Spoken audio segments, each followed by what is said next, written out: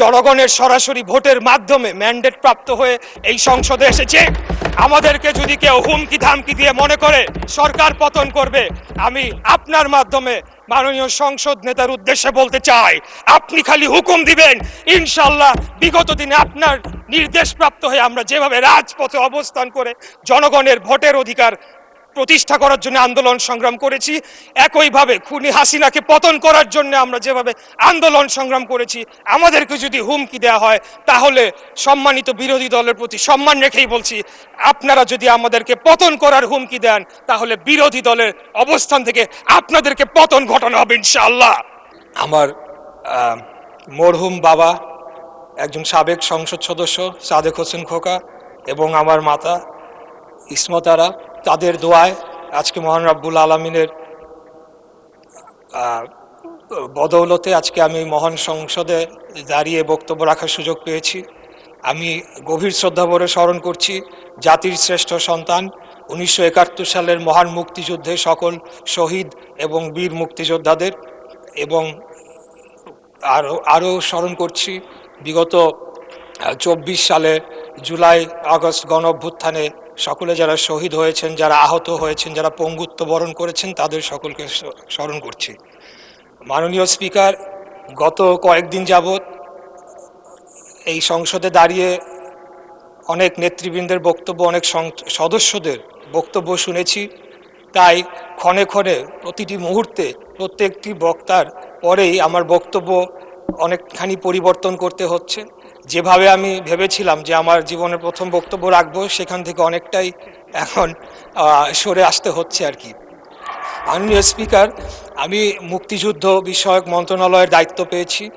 সেজন্য আমি আমাদের নেতা মাননীয় সংসদ নেতা মাননীয় প্রধানমন্ত্রী জনাব তারেক রহমানের প্রতি কৃতজ্ঞতা জানাচ্ছি। উনি আমাকে সুযোগ দিয়েছেন, উনি আমাকে মনোনয়ন দিয়েছেন এবং ঢাকা 6 আসনের সর্বস্তরের ভোটাররা তাদের মূল্যবান ভোট দিয়ে আমাকে সংসদে পাঠিয়েছেন।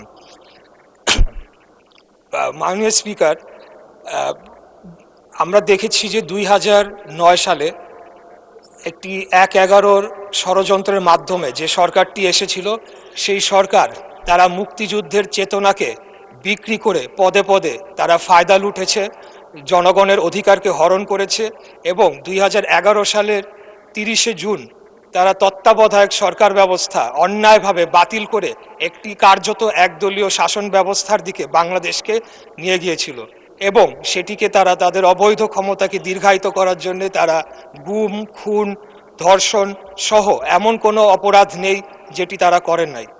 আমরা তখন থেকেই দেশনেত্রী মরহুমা বেগম খালেদা জিয়ার নেতৃত্বে গণতন্ত্র পুনরুদ্ধারের আন্দোলন আমরা তখন থেকেই করে আসছি এবং সর্বশেষ 2024 সালে আমাদের নেতা আজকের মাননীয় প্রধানমন্ত্রী, ওনার নেতৃত্বেই আমরা আন্দোলন সংগ্রাম লড়াইয়ের মাধ্যমে বাংলাদেশে আবার গণতন্ত্র প্রতিষ্ঠার সুযোগ পেয়েছি। মাননীয় স্পিকার, আমি একটু বলতে চাই যে আমাদের সম্মানিত বিরোধী দলের সদস্যবৃন্দরা এখানে রয়েছেন, তাদের অনেকেই খুব সুন্দর বক্তব্য দিয়ে থাকেন, সেটাকে আমরা অ্যাপ্রিসিয়েট করি, কিন্তু তারা সংসদের বাইরে এবং কিছু কিছু ক্ষেত্রে সংসদের ভেতরেও যেভাবে বক্তব্য রাখছেন, তার মাধ্যমে যে বিষ বাষ্প ছড়ানো হচ্ছে, সেটির একটা প্রভাব কিন্তু আমরা বর্তমান যে শিক্ষা প্রতিষ্ঠান ক্যাম্পাস যে উত্তপ্ত হয়েছে, সেখানে আমরা তার প্রভাব একটা দেখতে পাচ্ছি। সেখানে বিভিন্ন জায়গায় তাদের ছাত্র সংগঠনের যারা রয়েছেন তাদের সাথে বিভিন্ন সংঘর্ষের ঘটনা ঘটছে, অনেকেই সেখানে আহত হয়েছেন এবং নানা ধরনের একটা অস্থিরতা বিরাজ করছে। আমি খুব কষ্ট পেয়েছি যে গত সপ্তাহে বৃহস্পতিবার দিন এখানে সুন্দর আলোচনা হলো, জ্বালানি বিষয়ক একটি সমস্যা নিয়ে একটি কমিটি গঠন করা হলো। আমাদের মাননীয় বিরোধী দলের নেতা তিনিও খুব সুন্দর বক্তব্য রাখলেন, কিন্তু পরের 2 দিনই আমরা দেখলাম যে এই 2 দিন সংসদ চলেনি, যে তাদের নেতৃবৃন্দ বিভিন্ন জায়গায় নানা ধরনের কথা বলেছে এবং এক প্রকার জনগণকে উস্কানি দিয়েছে। এমনও কথা বলা হয়েছে যে 17 দিনের মধ্যে নাকি বিএনপি নির্বাচিত সরকারকে তারা ক্ষমতা থেকে হটাবে।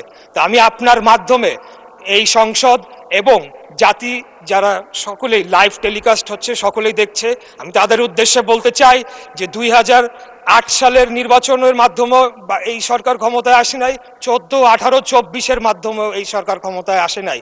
আমরা জনগণের সরাসরি ভোটের মাধ্যমে ম্যান্ডেট প্রাপ্ত হয়ে এই সংসদে এসেছি।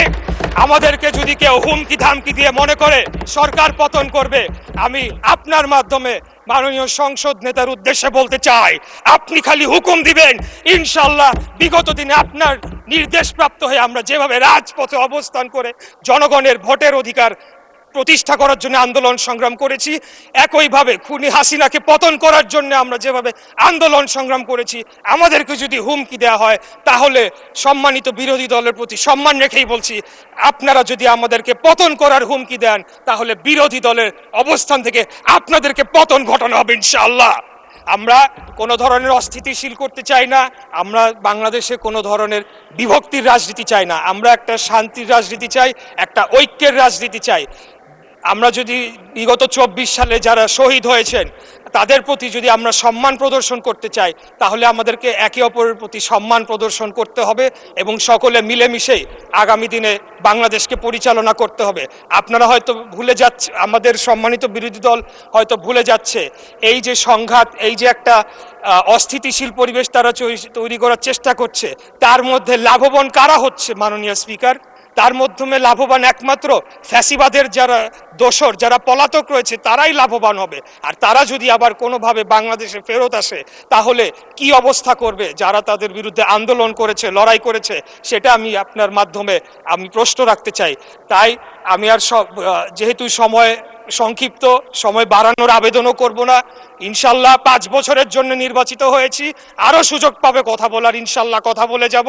তাই আপনার মাধ্যমে আমি আবারও ঐক্যের আহ্বান জানাচ্ছি, শান্তির আহ্বান জানাচ্ছি এবং পরস্পরের প্রতি একটা শ্রদ্ধার মাধ্যমে আপনারা একটা সম্মান বজায় রাখবেন এবং একে অপরকে হেয় প্রতিপন্ন করার মাধ্যমে যে একটা অপসংস্কৃতি চালু হয়েছিল বিগত খুনি স্বৈরাচারী ফ্যাসিবাদী হাসিনার আমলে, সেখান থেকে যাতে আমরা বের হয়ে এসে আগামী দিনে একটা ঐক্যের রাজনীতি প্রতিষ্ঠা করতে পারি, সেই আহ্বান জানিয়ে আমার বক্তব্য এখানে শেষ করছি।